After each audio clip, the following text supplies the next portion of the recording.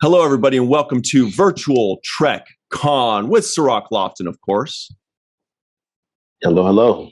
My name is Ryan T. Husk, and we are joined by visual effects producer on some little shows like Enterprise, Voyager, Deep Space Nine, Next Generation, you know, basically everything. Mr. Dan Curry.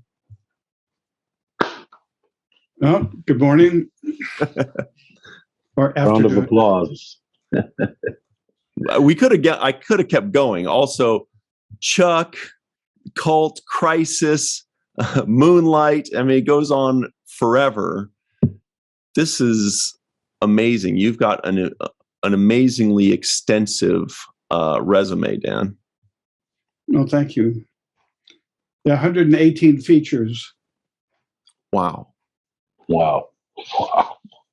Yeah, Dan, you're a legend in this business, and thank you for joining us. It's good to see you again My after pleasure. all of these years.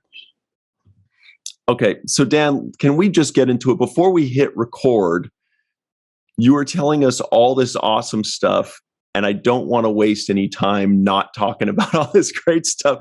So let's just get into it. You just already blew us away just a few minutes ago. You've got some footage of the main title sequence for Deep Space Nine that you'd like to share with us. I feel like this is practically an exclusive. This is really cool. First of all, thank you so much for joining us and for preparing for this. This is great. We are ready whenever you are. Okay, so what do I do? Share screen? Mm-hmm. Okay, and I want to do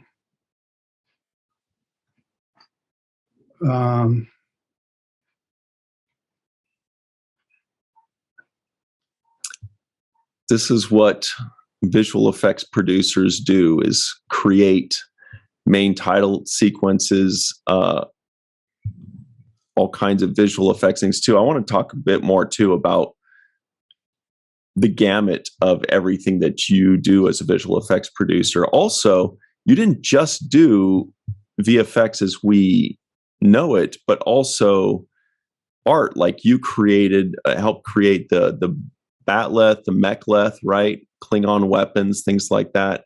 So we'll be talking about that as well.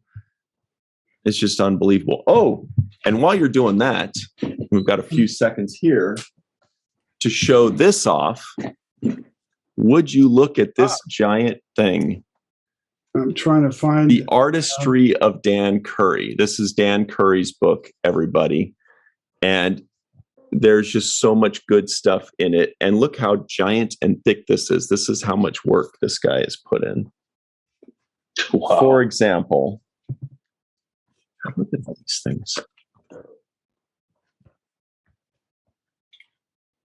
Wow. What am I looking at right there? What is that? That is called the Darcy Archive. This is Kazon ships from Voyager. I mean, it's just a gigantic book with Dan Curry's artistry here. We've got the Vidian ship. And this book was just published less than 2 years ago, right, Dan? it came out in December 2020. So just a little bit more than 1 year ago. Explosions, visual and special effects. Captain Proton on fire. Look at this. Yeah, when I designed the Captain Proton ship, I did the Buster Crabbe Flash Gordon ship from memory, knowing that would be a little off because I hadn't seen it since I was about 10. And that's how that ship came into existence. Wow. Yeah, this book is very big and very detailed. Dan, do you ever get around to doing in-person conventions around the world? I'm never invited. Well, you are right now. That's crazy. Yeah, that's. I do a lot of stuff with other venues. Like I just finished one with Oxford University in England. Oh, okay. Oh my Oxford goodness! University. Next generation Just fans a- will recognize Just a this. little university called Oxford, ladies and gentlemen. Isn't Wow, what is that? in like first season Next Generation that flew around that Tasha and Data were shooting at? Is that what that was? Yeah, and originally they designed this 80-pound claw that kept snagging on the jungle set.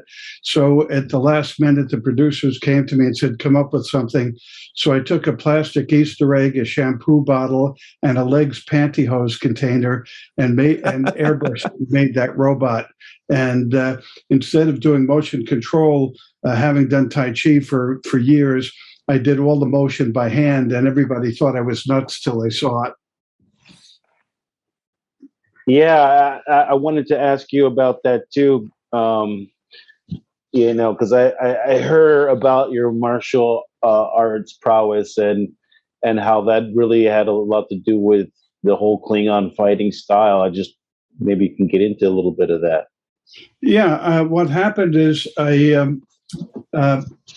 after college, I volunteered for the Peace Corps and built small dams and bridges on tributaries of the Mekong River in northeast Thailand. And each village had its own kind of secret martial arts style. And I started getting into martial arts with the local guys, and then wound up studying it for another 5 years carefully, and had some great teachers, great dagger teachers.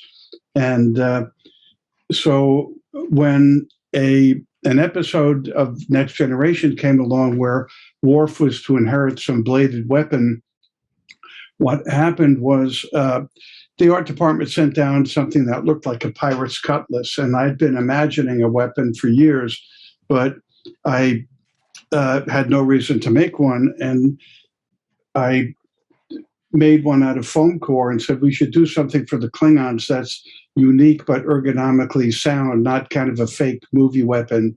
And so I showed it to the producers and stunt coordinator Dennis Madelone. And as usual, our executive producer said, if it was 2 inches shorter, I could accept it. And Dennis at first didn't like it, and then he became an evangelist. And here is Batleth #1. Nice. Wow, that's the first batleth ever designed. Built-in cloaking device. Yeah, that's it. And let me get rid of what is the grip wrapped with on that? The grip is wrapped with leather. Okay. And then when Michael signed on to Deep Space Nine, that sounds like it's a real one. That sounds heavy. That looks like it'll really take your head off if you handle it. Yeah, let me do this. I'm going to turn off my virtual background so you can see better.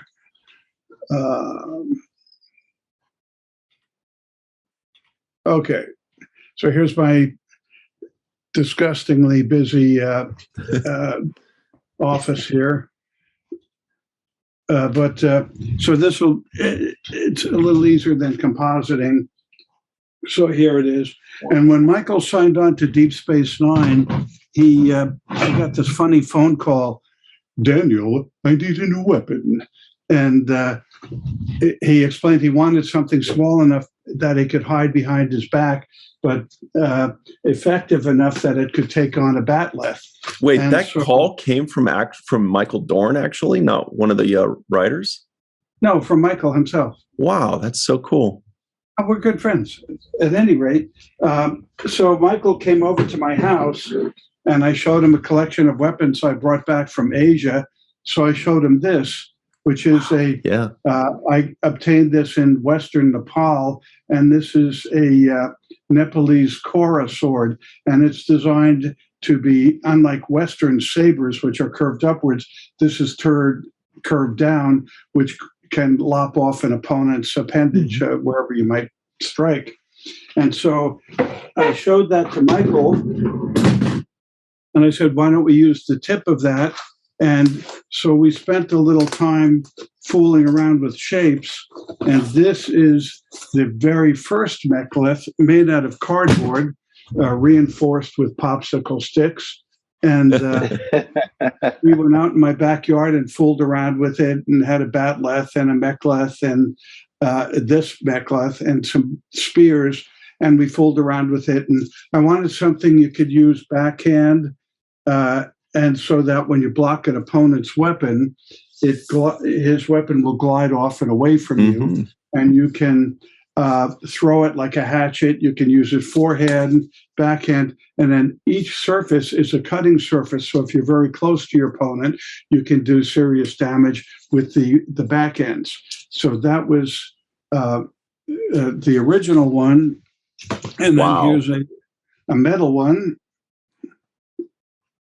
And then when they used it for actual stunts, we had a rubber version with a steel core so that the actors wouldn't really destroy each other. Sounds like you have a very good understanding of physics and ergonomics, because when I'm looking at what you're designing and when you're explaining it, you're not just looking for something that looks good. You're trying to conceptualize something that realistically it is based in science, is based in functionality. And it's just really cool to see, because like I'm watching you do this and I'm thinking like, oh yeah, that totally works, and it totally makes sense. And of course, Klingons don't want something that's just going to slide off somebody. They want something that's going to hack off a limb. They want something that's made for hacking and for slicing. And even as a kid, I could always spot movie weapons that were designed to look cool, but were not really functional. And so that's why this came into existence. Are you forging these pieces are directly out of the metal, or? No, they go to the prop department and they make them. And, okay. And I used to live next door to Roxanne Dawson, and so we both had rubber batleths for her batleth training. I also see a similar kind of batleth design in the Deep Space Nine architecture, kind of in that, the columns of the DS9 structure has the same curvature almost, and almost like they're designed in the same way. That was a pure coincidence. Did you have any part of designing that? No, that's why it came from the art department, and it was built by the hero models were built by the great model maker Tony Meininger, and we had the hero model, which was about 6 feet in diameter, and then we had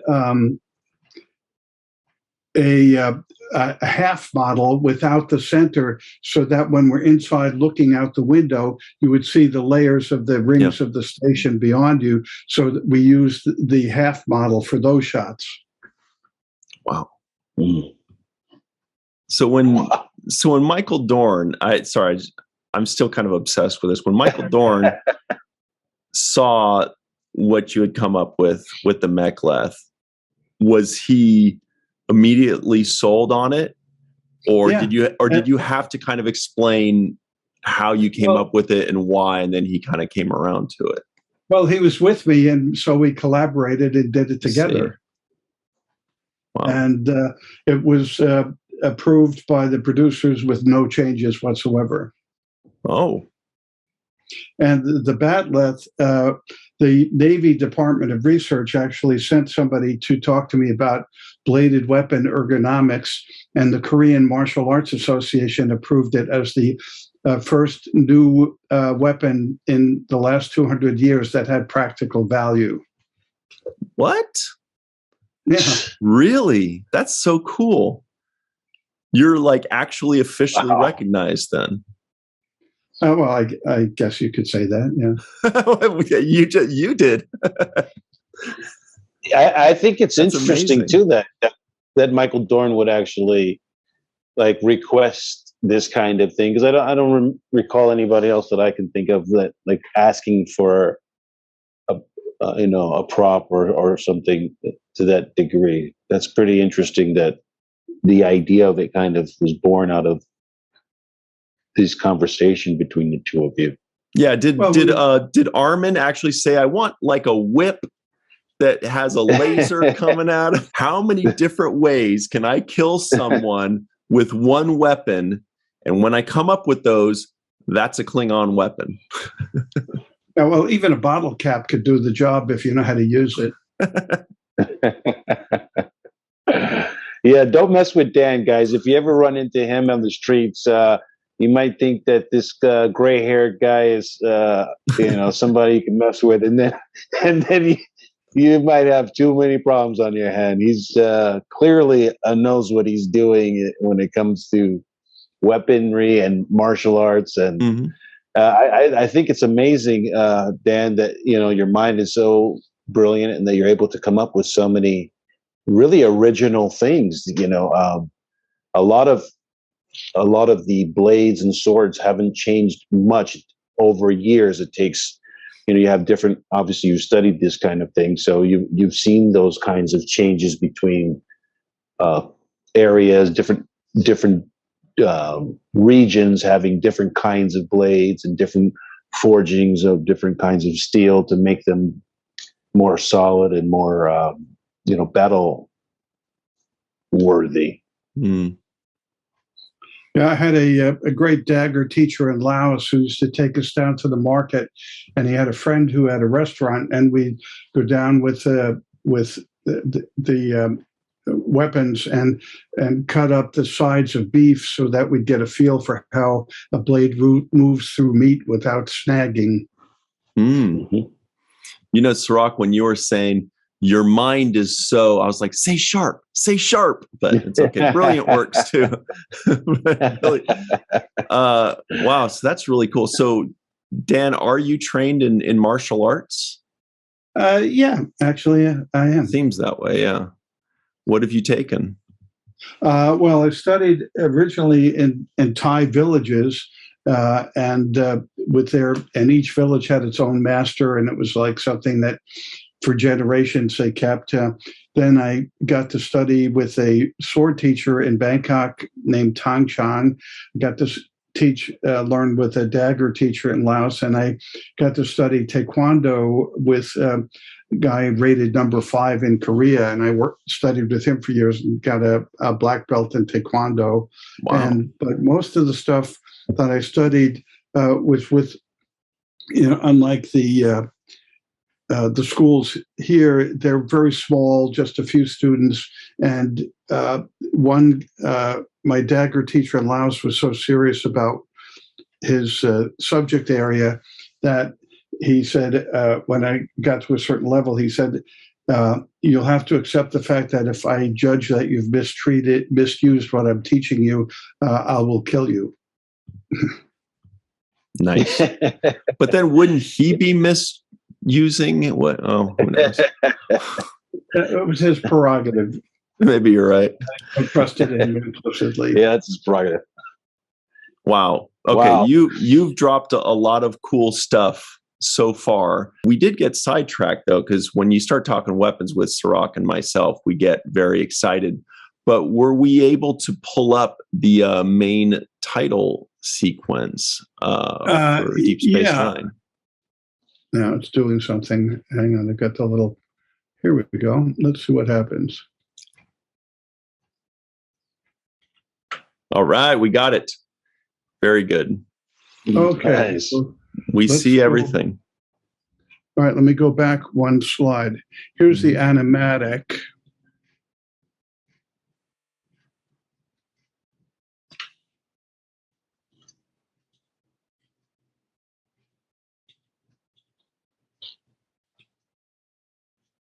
Wow. Got all your old notes in there as well. Yeah, now I'm trying to go back to the title sequence. Now I'll show you the rough animatic. And this one, before we start, I went down to Image G, which was our motion control stage, and they were working with a plywood mock-up because the hero model was still under construction. So I went down with my colleague Eddie Williams, and we both kind of walked around the station, and I decided to do a crude handheld version to show the producers what I had in mind. Nice. This is that. Wait, before you do that, Dan, I want to make sure that when you shared the screen, did you make sure to click again, optimize for video and share sound? Because let's try to do that again, because this one has no sound, so it doesn't matter. Okay, cool.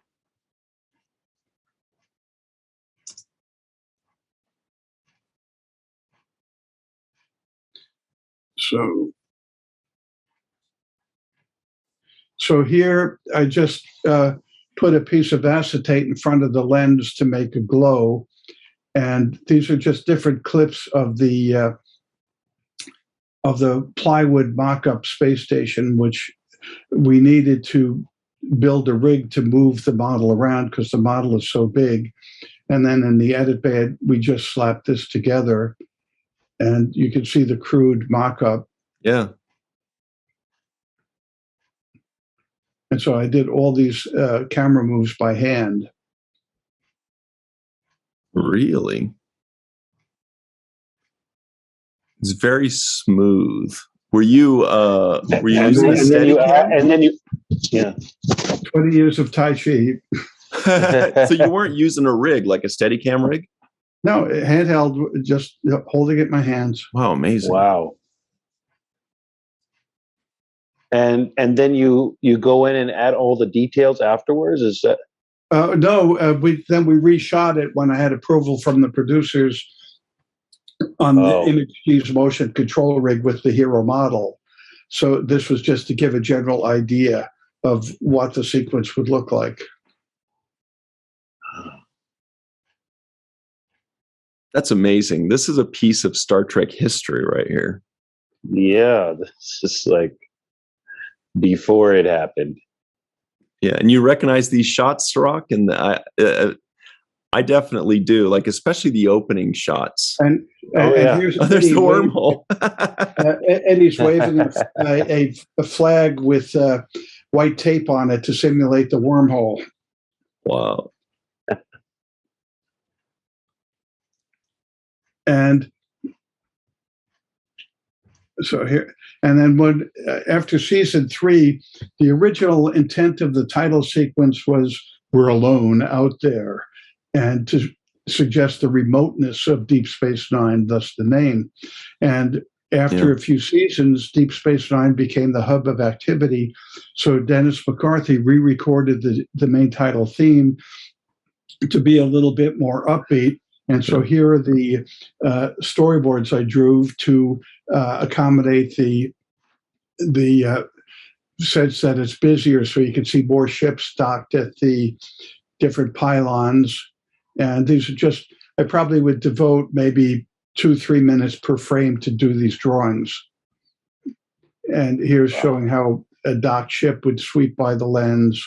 Mm-hmm. And John Knoll, who went on to invent Photoshop with his brother Thomas and run ILM now. John did the space bin for us. And you mean the guy who just invented Photoshop? That guy? Yeah. Yeah, you know the guy, head of Industrial Light and Magic, my buddy. That's great, man. You definitely, I mean, it's just amazing the amount of the work that goes in before the work that we actually see, like, the amount of preparation, and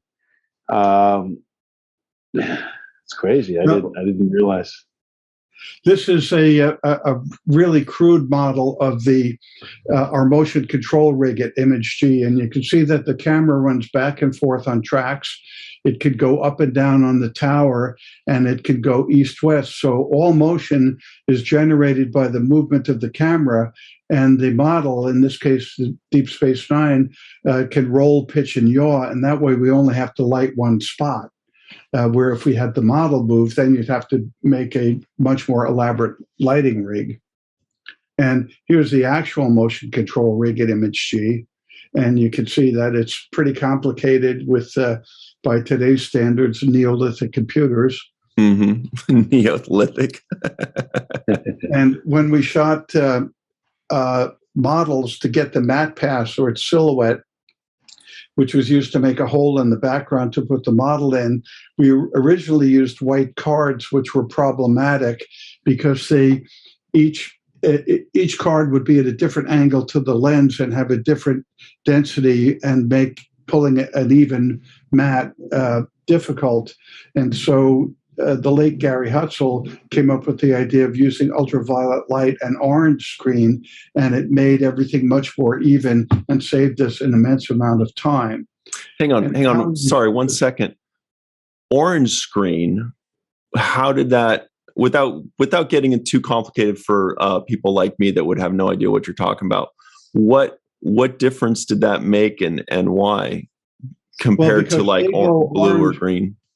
Okay, well, because Day-Glo Orange glows with an even luminosity when you hit it with ultraviolet light.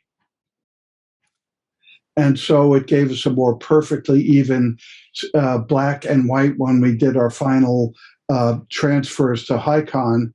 And so that's why the orange screen, because it glows more evenly. It doesn't matter what angle the ultraviolet light is hitting it at, it just glows evenly all over this frame. Wow. And here's how we shot the stars. We made a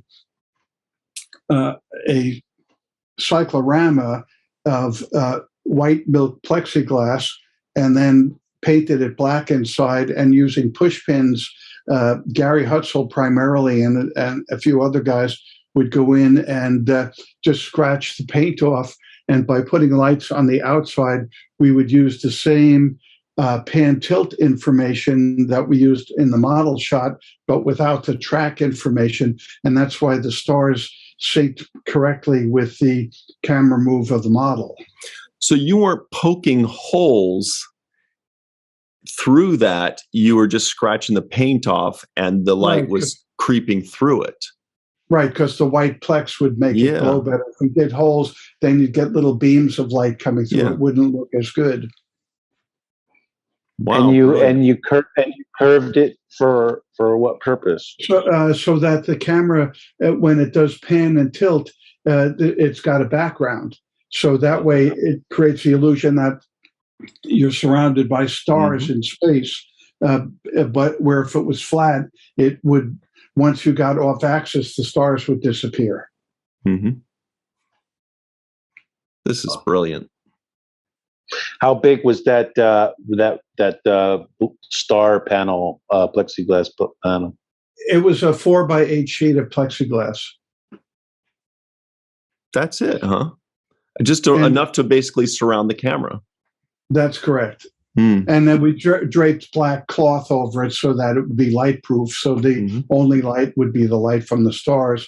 And just another note that might be of interest, in order to create the illusion that an explosion happened in zero gravity, we would shoot straight up with a photosonics camera that could shoot at 360 frames a second. And by shooting straight up, all the ejecta from the explosion would arc out evenly, and you couldn't tell that gravity was pulling it down, where if you shot the explosion horizontally, the shards of ejecta would fall and you'd know it was not happening in space. It would be bogus. Right. So this would be typical of blowing up a Klingon ship. And there's visual effects supervisor Glenn Neufeld in the foreground, and we're rigging it too. And here's a case where special effects and visual effects work together to accomplish something. So So you're actually blowing up these tiny models. That is correct. Hanging, and every time we're seeing it blowing up, we're actually looking up at it. Exactly. Otherwise, it would look fake. Yeah. And so here's a little Deep Space Nine space battle, and this is a hybrid technology. As we started to use computer-generated images, but we didn't quite trust them yet. So this sequence, I think it's from Sacrifice of Angels, is a hybrid technology where the foreground ships that are highly detailed are physical models, but it would take a day just to do a simple shot of a flyby. So we wouldn't have had time to shoot all these ships and make our air date. So the background ships are CG, but the detailed foreground ships are physical models. And you can take a look at this. Mm-hmm. And that's done with the green screen. Or orange screen. Orange screen. And so here's... I've never heard of orange screen. Me neither, yeah. You're teaching me brand new stuff here. And so here's... so the small ships in the distance are CG, but while the foreground ships are physical models. Yeah, you really can't tell the difference. Well, we assume that the eye will go to the foreground ship. Yeah. And notice the force field on Deep Space Nine. Okay, that little sparkly thing. Yeah. I'm going to show you what that is next.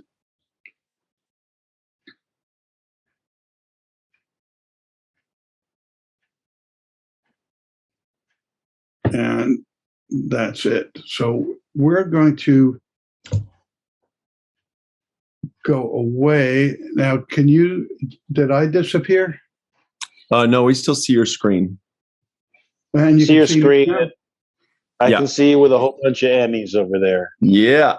Well deserved. Nice Emmys. set of trophies. What? Oh, okay. Well, at any rate, here is the actual force field around Deep Space Nine and the Enterprise. Oh, if you're going to be showing us this, then hit stop share screen so that way we can see you and not your screen at the top. Okay, well, I've kind of lost my...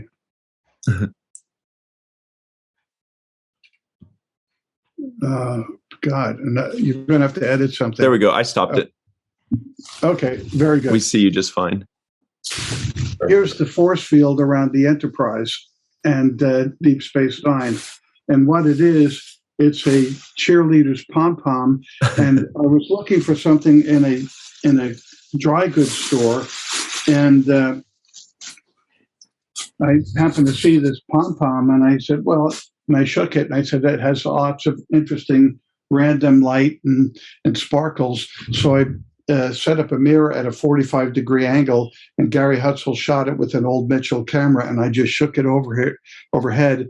And we've used that technique for a lot of different things, including small light creatures, where I just put this on a stick and with hand animate little fluttery energy creatures. And by throwing it out of focus, it made it look like this amorphous energy amoeba. That's I can't believe it. Yeah, I can't believe the force field. Like, I'm trying to picture, because I recognize the colors and the shimmery nature of the force field and what you were showing us just now. But I'm trying to picture actually a 45-degree angle, and I'm like, but when I'm looking at it, I'm seeing a force field. I'm not seeing a pom-pom.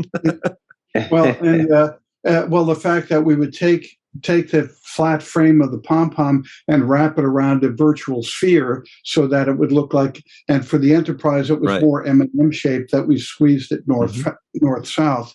And that was a way we could use what we call organic elements and make them make them look spherical or whatever, or even put clouds on a planet. That's how we would do that. Sometimes we'd even take talcum powder and splash it on black cardboard and then throw it a little bit out of focus, and that would be a weather system on a planet. Wow. So creative. Dan, you're basically making stuff up. And like, it makes me wonder, like, how do you learn, like, what do you study to be able to have these kinds of skill sets? Like, it's like, yeah, there are no classes that teach you this. You're the one teaching us classes right now. Right. We made it up as we went along. Despair is the mother of creation, I guess. We had these air dates and we had to figure out how to do things like liquid nitrogen was one of our best friends. And I think it was from playing with toys as a little kid. When I played with them, I never thought about them as toys. My eye was a camera, and I was always making little movies with the toys. Mm-hmm. And so I think that's where that comes from, is just this kind of playful attitude and the ability to see things independent of their original purpose and independent of their scale. What was the creation, the Dan Curry creation? Like the pom-pom is now representing a force field. What was your Dan Curry creation that you're most proud of, the creativity of it, of kind of like pulling an idea out of nowhere that just came out so well? I think that was Weekly. We for the finale of Next Generation, we had to show primordial Earth with all these lava fields, right? And working with supervisor David Stipes and a great model maker, Tony Dublin, we made this big model of crunkled aluminum foil for rock formations in primordial Earth, and on a plexiglass table, and we filled it with methacil, which is a viscous substance made out of vegetable material that McDonald's uses to thicken milkshakes, but it has the consistency of mucus. And we, by sprinkling burnt cork and vermiculite on it and lighting it from the bottom, it looks like bottom-lit lava going down a tube. And one of the funniest ones, how do you know? Like, I know, where does he come up with it? Yeah, where do you come up with this stuff? It's like, I feel like I would have loved to just like watch you guys work, just to be, it would have been like, like a fun thing to do. It's like, basically, hey, how do we do this? I don't know. Let's get some pom-poms and vermicite, mucus. That stuff, it does this, it does that. People are like, I have no idea what that is, but okay. Yeah. Well, there was one shot in Arsenal of Freedom for TNG where we needed an invisible spaceship to be detected by its heat signature as it entered the atmosphere of a planet. So how we did that, we didn't have CG at the time. So so I made a model, covered it with black velvet, and glued slivers of white plastic bag on it, and set it on the motion control rig surrounded by electric fans. And by shooting it, by keeping the shutter open for 3 seconds a frame, the flapping plastic created motion blur, and it looked like hot gases. And then I burnt a newspaper in an old barbecue, keyed that through the flapping plastic, and it looked like the heat reentry signature of a capsule coming into an atmosphere. So has anybody ever called you the MacGyver of visual effects, or what? Yeah. A couple of guys on set called me that. Yeah, very much so, right? Yeah. Yeah. Well, that's a no-brainer. I earned that reputation. We were on location. We had a prop spear, and the spear broke. And we didn't have the means to fix it. So I took a couple of popsicle sticks, put it back together, and took a bag that Cheetos came in, turned it inside out so the silver mylar was outside, wrapped it around, and we used that prop like that for several episodes. What? And I need a Cheetos bag, some I know. popsicle sticks, and some glue. Yeah, and you there, you're chewing gum. Give me that. What is it? Bubble? Okay, perfect. Bubble gum. Yes. well, here's the funniest one. We had an episode where we needed a brown mottled mining planet, and I had satellite shots that NASA gave us. I had paintings. I had macro shots of rocks in my garden, and I didn't like any of them. And we were using something very primitive by today's standards called the Sony System G that could take a flat image and wrap it around a virtual sphere. And so my colleague went in the back and threaded up a negative on the machine, and I saw it wrapped, and I said, yeah, that's really good. That brown model, that works well. And so I said, what is that? And he said, I'm not going to tell you. So I told the editor, unwrap it, let me take a look at it. And if you took toothpaste and you put your hand on it and picked it up, there'd be little spiky formations. Yeah.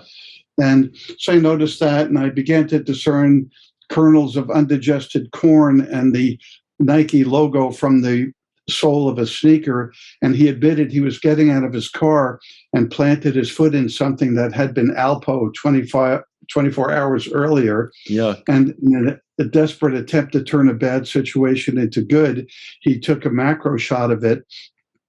And and I didn't care what it really was. I cared what it looked like. And I said, well, put some clouds on top. It'll be great. And we used that as an episode in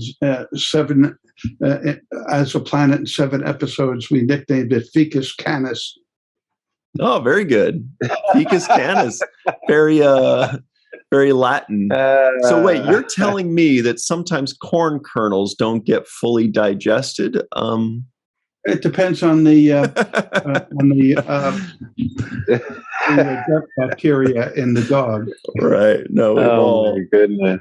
That's I have a what question series? about- Sorry, just real quick. What series was that? Used that planet? TNG. Okay. Sorry. Go ahead, Sirach. Wow. Ficus Canis. Yeah. Talk about a nest hole country. Hey. But I wanted to say, what about the warp speed and that whole effect of that? Do you have any insight on that? Well, to create the stretch ship, you mean? Yes. That's slit scan photography. And slit scan is really complicated. It was perfected by Douglas Trumbull, who just passed away a couple of days ago.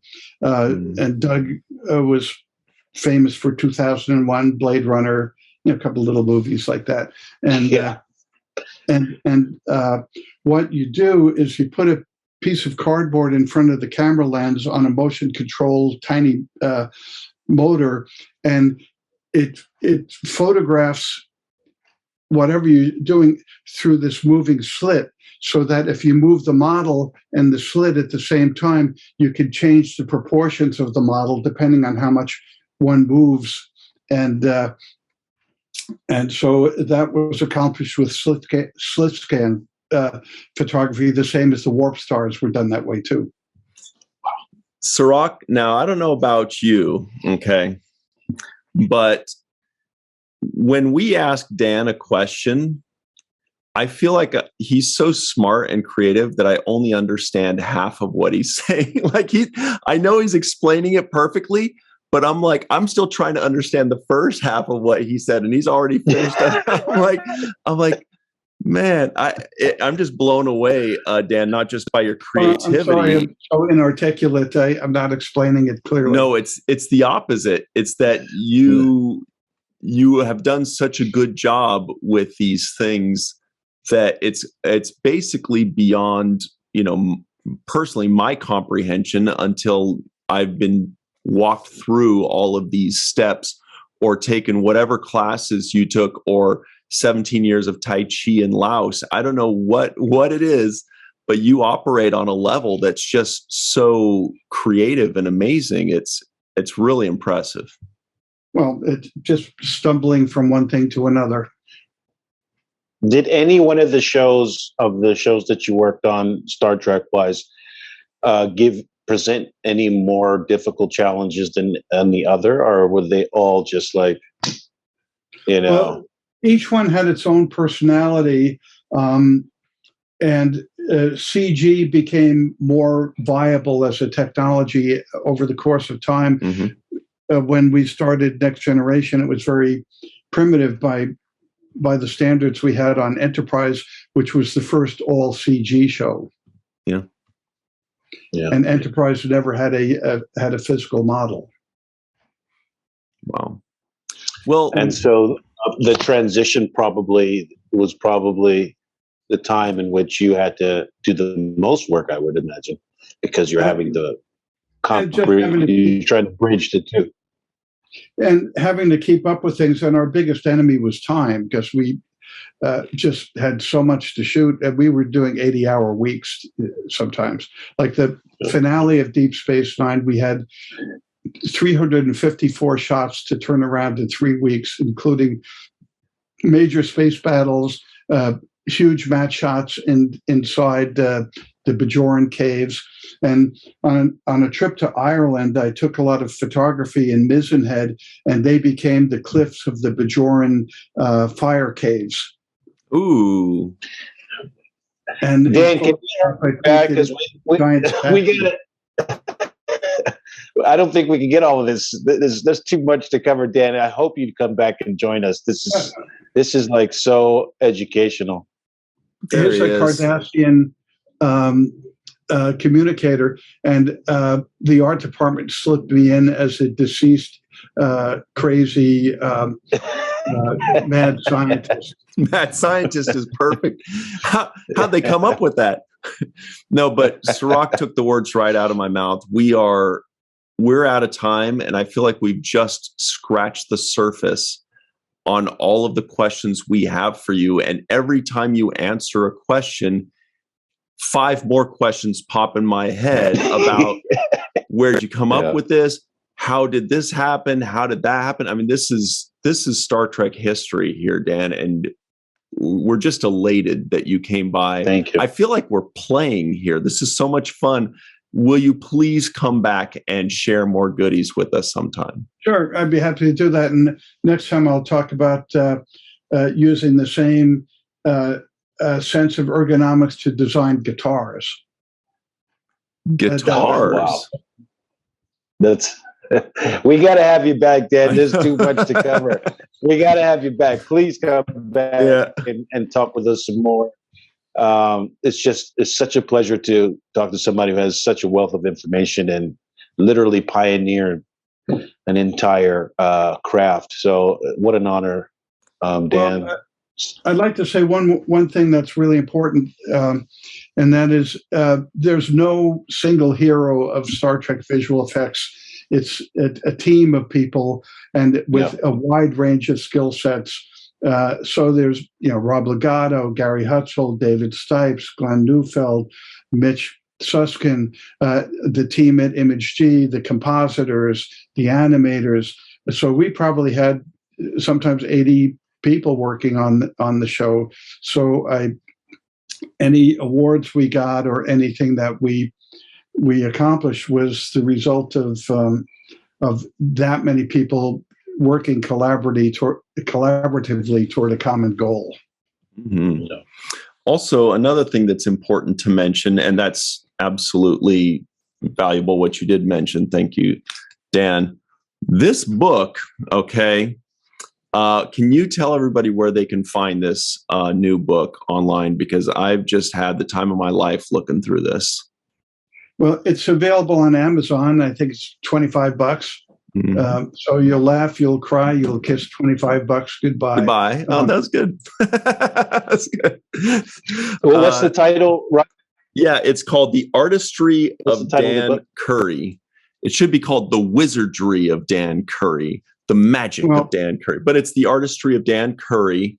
Look it up on Amazon and, hey, buy it. It makes a great gift, and you're going to be supporting somebody that put in his heart and soul and MacGyver imagination into all these iconic ships and planets and weapons that we all kind of forget that there's some mad scientist behind these, creating these things that we've known our whole lives. So definitely check that out and show some support. And everybody out there, I don't know about you guys, but I want a Dan Curry autograph. So I'd love to see you at the convention one of these days, because I'd love to stand in line and get your autograph and your signature on something. We're both in LA. I want to get an autograph. We can set that up. We're both in LA. Just give me time and place. We'll get together. Mm-hmm.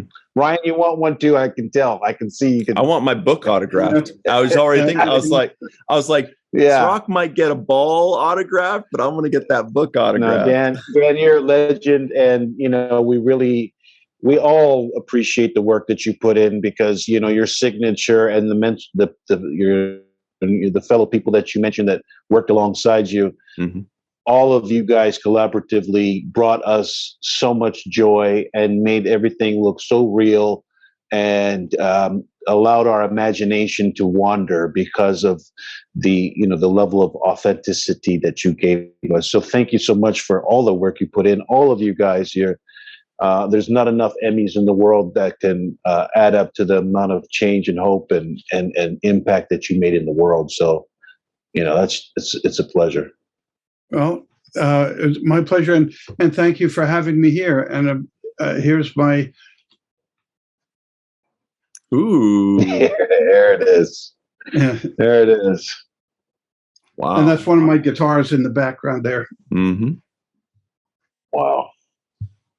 Great. Well, thank you very much, Dan, and we will definitely be in contact. And let me know if you want me to sign the book. We can arrange to do that somewhere.